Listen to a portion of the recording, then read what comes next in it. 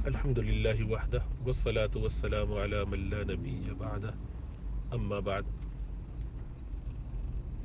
زندگی میں اپنے والدین سے بندوں کو بہت زیادہ محبت ہوتی ہے اور ہونی چاہیے کہ ان کا حق سب سے زیادہ ہے مخلوقات میں.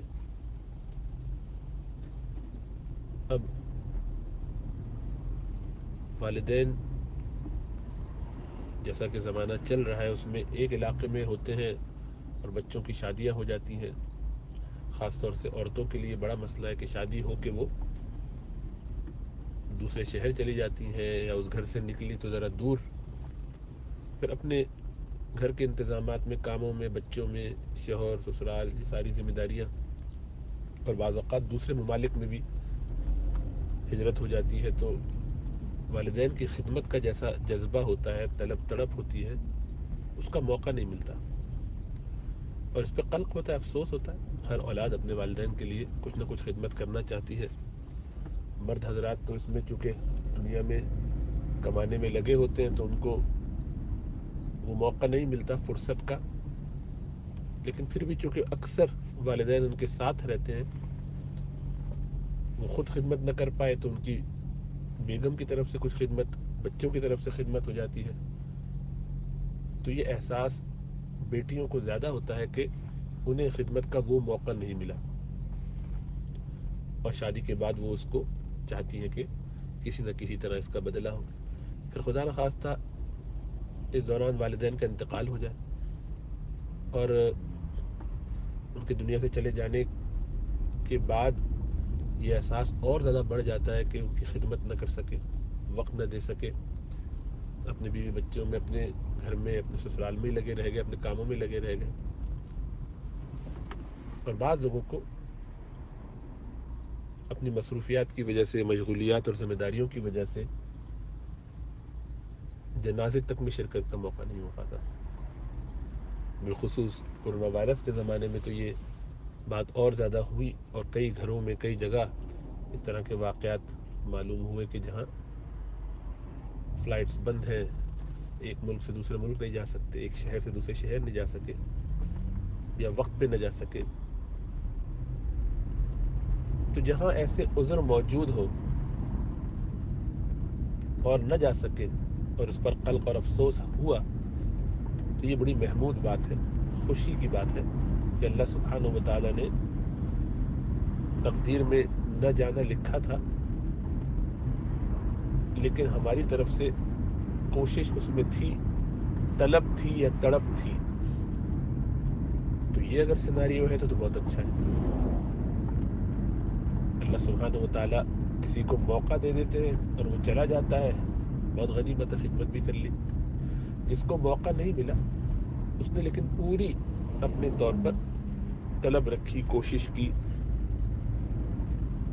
اور پھر نہ جا سکا تو اس کو صبر کرنا چاہیے کہ اللہ سبحانہ و تعالیٰ نے تقدیر میں اس کے یہی لکھا تھا. چنانچہ ہم اندازہ کر سکتے ہیں کہ اپنی ذمہ داریوں کو پورا کرنے کی وجہ سے، والدہ کی خدمت کی وجہ سے یا کسی اور کام کی وجہ سے، بہت سے مخضرمین، وہ لوگ کہ جو رسول اللہ صلی اللہ علیہ وسلم کے زمانے میں موجود تھے، مختلف علاقوں میں تھے، آپ پر ایمان بھی لے آئے، لیکن آپ سے ملاقات کا شرف حاصل نہ کر سکے، سفر نہ کر سکے، غلام تھے تو نکل نہ سکے، اجازت نہ مل سکی، پابند رہے،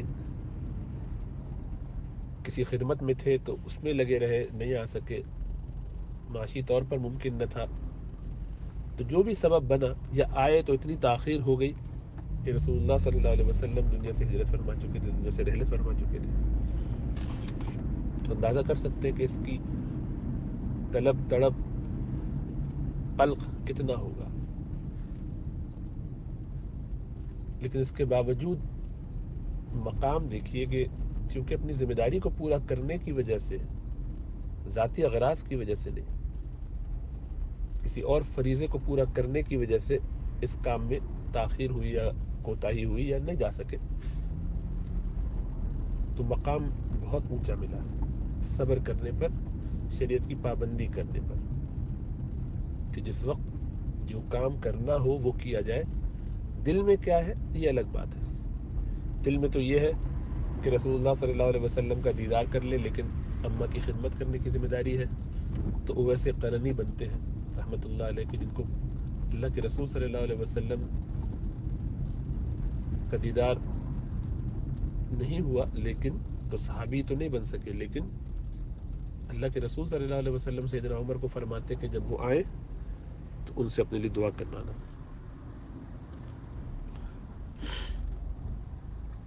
عجیب بات ہے، ان سے دعا کرانا سیدنا عمر کو کہا جا رہا ہے جو عشرہ مبشرہ میں سے. حضرت معاذ بن جبل رضی اللہ تعالیٰ عنہ کو اللہ کے رسول صلی اللہ علیہ وسلم رخصت فرما رہے ہیں اور فرما رہے ہیں کہ اے معاذ یہ سب باتیں اور محبت کا اظہار فرما رہے ہیں، اپنی محبت کا باقاعدہ اعلان کر رہے ہیں، ان سے کہہ رہے ہیں، دونوں کی بات چل رہی ہے 1 to 1. کیا خوبصورت سما ہے، کیا خوش نصیبی ہے، سعادت ہے. اور گلے لگ رہے ہیں، آنسو بھی جاری ہے، افسوس بھی اپنا جو بھی اظہار محبتوں کا ہو رہا ہے. اور پھر یہ بھی ساتھ ساتھ فرما رہے ہیں کہ معاذ اب تم سے ملاقات نہیں ہوگی، یعنی اب تم جب واپس آؤ گے سال بھر بعد بھی آئے تو میں یہاں نہیں ہوں گا. یعنی یہ اعلان بھی ان کو کر دیا، بتا دیا. آپ اندازہ کیجئے کہ معاذ بن جبل کی کیا کیفیت ہوئی ہوگی رضی اللہ تعالیٰ عنہ. اللہ کے رسول صلی اللہ علیہ وسلم آپ کے ساتھ جو بقیہ وقت میں یہیں گزار لوں، اس کے بعد چلا جاتا ہوں، کسی اور کو بھیج دیجیے. لیکن نہیں، شریعت کی پابندی، اللہ اور اس کے رسول کا حکم ماننا، جو ذمہ داری ہے وہ پوری کرنا.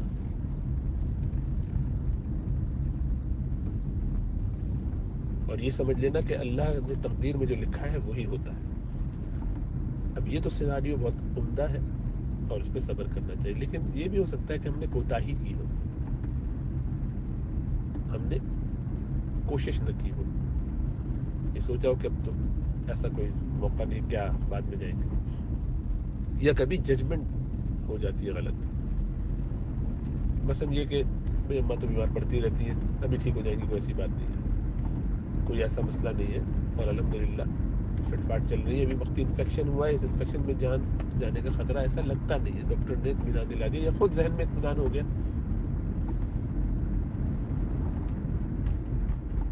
تو یہ ججمنٹ کا ایرر ہونا یہ بھی کوئی مذائقے کی بات نہیں، انسان سے ہوتی ہے ایسی غلطی. لیکن زیادہ تکلیف دہ سیناریو یہ ہو کہ کوئی اہمیت نہیں، ارے چھوڑو انہوں نے ہمارے لیے کیا کیا، ہم سے تو کبھی محبت سے بات کی نہیں، فلاں کو زیادہ چاہتی تھی، فلاں بہن کو، فلاں بھائی کو، یا بہو کو، یا فلاں کو، ابا یا اماں جو بھی، تو ان سے دل خراب کر کے بیٹھے ہوئے کہ کسی بات پہ ناراض ہو کے اب نہیں گئے. اس کا قلق ظاہری بات ہے ساری زندگی رہتا ہے اور رہنا چاہیے، اس لیے کہ یہ جرم ہے، غفلت کی ہے، گناہ کیا ہے، غلط کام کیا ہے. کسی سے بھی ناراض ہونے کی صورت میں قطع تعلق نہیں ہونا چاہیے، لیکن والدین کو خدا نخواستہ یہ سوچنا کہ ان کی غلطی پکڑی جائے اور اس کی سزا ان کو دی جائے، کیونکہ اماں میرے ساتھ ایسا کرتی ہیں، ابا ایسا کرتے ہیں، تو اب ان سے میں نہ ملوں یا ان کو میں ایسا کر دوں یا ایسے، یہ تو بدنصیبی کی علامت ہے. اس پر تو نہ صرف یہ کہ افسوس ہونا چاہیے، غم ہونا چاہیے، بلکہ اتنا کوڑنا چاہیے اور اتنا اس کا سد باب کرنے کے لیے عمل کرنا چاہیے کہ آدمی اپنی جان لگا دے، ساری زندگی ان کے لیے نیکیاں کر کر کے، صدقات اور خیرات کر کر کے اتنا کر دے کہ اس کا دل مطمئن ہو سکے تو ہو جائے، اور نہ ہو سکے تو زیادہ اچھا ہے، یعنی کرتا ہی رہے، اطمینان اس کو نہ ہو جائے، چلتا رہے، ساری زندگی اسی غم میں رہے اور استغفار کرتا رہے، دل کو ٹھنڈا نہ کرے، سمجھانے کی کوشش نہ کرے. ہاں اس کی وجہ سے اس کی زندگی میں بھونچال نہیں آنا چاہیے، یہ تو دل کی کیفیت ہے.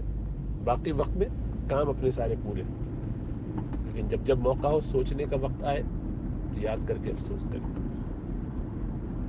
تو یہ ایسا مستولی نہ ہو جائے کہ جس کی وجہ سے زندگی کا نظام درہم برہم ہو، اپنے بقیہ ذمہ داریوں سے کوتاہی. اب اگر اماں کا سوچ رہے ہیں، اس پہ غم میں ایسے بیٹھے ہوئے، اپنے معاملات میں چیزوں میں ایسے لگ گئے ہیں کہ جو زندہ ہیں ان کے حقوق کو ضائع کر رہے ہیں، شوہر کے حق نہیں ادا کر رہے ہیں، اولاد کو بالکل چھوڑ دیا ہے، یہ تو اس سے بڑا جرم ہو گیا کہ جس ایک کوتاہی پر افسوس ہو رہا ہے ویسے ہی اب دوسری کوتاہی کر رہا ہے. ظاہری بات ہے کہ یہ تو مزید احمقانہ حرکت ہے. تو اس سے تو بچنا چاہیے, پورا اہتمام کر کے بچنا چاہیے تاکہ ایسی کسی غلطی کا شکار نہ ہو جائے. اب ایسا نہیں ہوا ہے, کوتاہی تو ہوئی ہے لیکن اس طرح سے نہیں ہوئی ہے,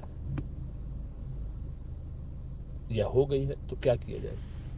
جیسا عرض کیا, استغفار کرے, توبہ کرے, تعلق مع اللہ کو بڑھائے, ان کے لیے صدقہ جاریہ بنے, تو انشاءاللہ تعالی اللہ سبحانہ و تعالی خیر کے راستے کھول دیں گے. تقدیر کے اوپر کبھی سوال نہ کریں. اپنی کوتاہیوں کو کم کرنے کا جذبہ یہ سوچ سوچ کے یا یہ خیال کر کے کہ یار میرا کیا قصور ہے, میں نے تو بس ایسے ہی اور یوں نہیں, دوسروں پر نہ ڈالیں, اپنے اوپر ہی رکھے, لیکن یہ سمجھ کے کہ بہرحال اللہ سبحانہ و تعالیٰ کی طرف سے یہ تقدیر میں جیسے لکھا تھا ویسا ہو گیا ہے, اب مجھے اس کو کمپنسیٹ کرنا ہے. اس سے مجھے مایوس نہیں ہونا. یہ مایوس ہونے کے لیے نہیں کہا جا رہا کہ افسوس اور غم جو ہے وہ آپ کو مایوس کر دے. نہیں, کام پورا کرتے رہنا ہے, افسوس بھی کرنا ہے, لیکن یہ افسوس مایوس نہ کر دے اللہ کی رحمت سے, کیونکہ یہ تو ایمان والوں کی شان ہے کہ وہ اللہ کی رحمت سے کبھی مایوس نہیں ہوتے, کوشش کرتے رہتے ہیں, وہ کرتے رہنا چاہیے, اور اچھی امید رکھنی چاہیے, اور یہ بھی ذہن میں رہنا چاہیے کہ جب تقدیر میں لکھا ہے تو میں کچھ بھی کر لوں, ہونا تو یہی تھا, لیکن چونکہ میری طرف سے کوتاہی ہو گئی اس پر مجھے افسوس ہے, اس کو میں کمپنسیٹ کروں کسی طرح جتنا ہو سکے. اور اس کی ایک بہت بڑی اچھی صورت یہ ہے کہ والدین کے دوست احباب کے ساتھ اچھا رویہ رکھا جائے. جن کو وہ پسند کرتے تھے ان سے محبت کا اظہار کیا جائے.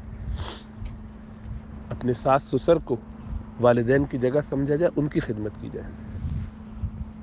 اسی طرح اپنے رشتہ داروں کو.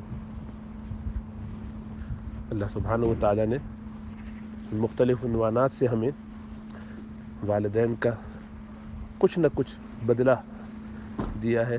اساتذہ کی شکل میں, شیوخ مرید کے لیے والدین کی طرح ہوتے ہیں ان کے شیخ, ان کے پیر. اسی طرح اساتذہ ان کے لیے والدین کی طرح ہوتے ہیں, اور اسی طرح ساس سسر ان کے لیے والدین کی طرح ہوتے ہیں.